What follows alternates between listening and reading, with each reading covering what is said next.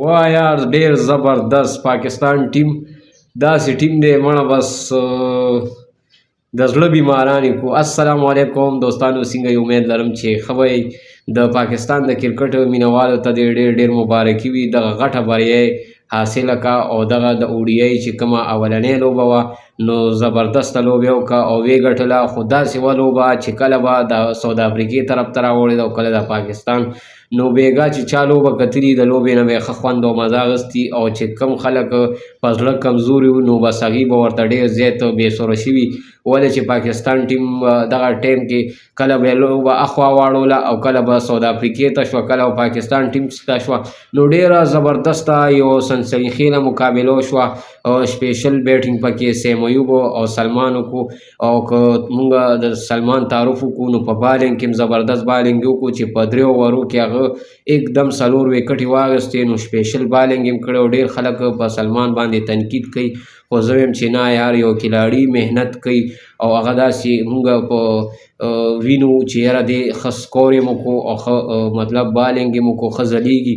نو د داسې کلاړي تعارف پکار دی، د صفت قابل دی او د داد قابل دی.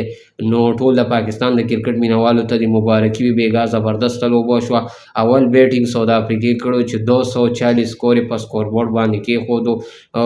که زه ووایم نو پس بالران دومره ونه چلېده، لکه سلمان چې دی هغه 4 وکټې واخیستې، هغه ټایم میچ سخت شو او بیا پس بالرانو لکه وکټې وانهخیستې، خو بالینګ یې زبردست بالینګ وکړو، سکور یې بچ کړو، مطلب سخت بال یې وکړو. نو بیا هم هغوی ته داد ورکړو چې یاره ښه بالینګ وشو. 240 سکور ساوث افریقې په سکور بورډ کېښودو، په پاکستان په جواب کې ورپسې سیم ایوب زبردست سینچري وواله، بابر اعظم بیا لږ معمولي سکور 50 بس الله دې پام کې راولي 50 ونه واله، او دغه زما خیال دی 30 سکور هغه کړی و.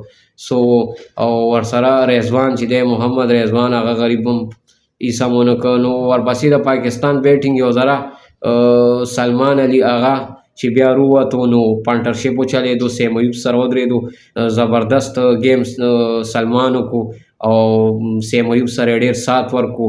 نو واقعي چې د داد قابل دي سلمان علي، هغه ډېر خلک تنقید کوي، خو زه یم چې نه یار ښه کلاړي دی چې ده دومره ښه کارکردګي په وکړه په ساوث افریقې باندې دغه سکور چې سکور په خپل ملک کې، نو دا یو غټه خبره.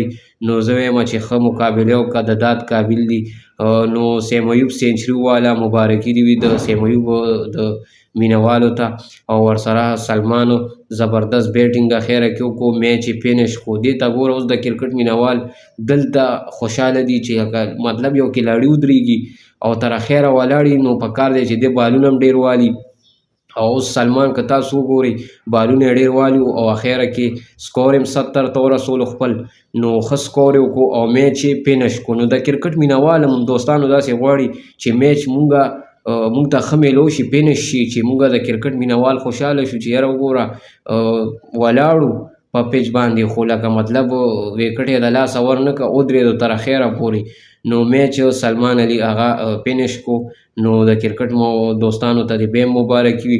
بل دوستانو ډېر خلک شاهین افریدي پسې په ټیک ټاک کې دغه کوي، شاهین افریدي وي اسمال نه دی او دا دي او هغه دي، لکه مطلب دی وایي چې زار لونډر هم یم او بیټینګ هم کوم بالینګ هم کوم، خو زه وایم چې نه دغه شاهین افریدي بېګا هېڅ کې نو هغه نه نصیب شاه. خو نو به هر حال خپلو کلاړیانو پسې خبرې مه کوئ، ښه لوبه وشوه، د صفت قابل دي، پکار دی چې مونږ لوبه یې وګټله سیم ایوب ورسره هغه سلمان. نو خامخا بس لکه ټول کلاړیان ټیم ورک باندې لوبه ګټلی کېږي، خو بیا هم بس بیا به وګټي، لکه نن دې وځلېد سبا به هغې وځلېږي. نو د مطلب په ټیم کې یو 2-3 کلاړیان اکثر چلیږي، هغوی ته له لوبه ګټي، خو بیا هم ټول ټیم له پکار دی چې ټیم ورک وکړي او ښه لوبه وکړي.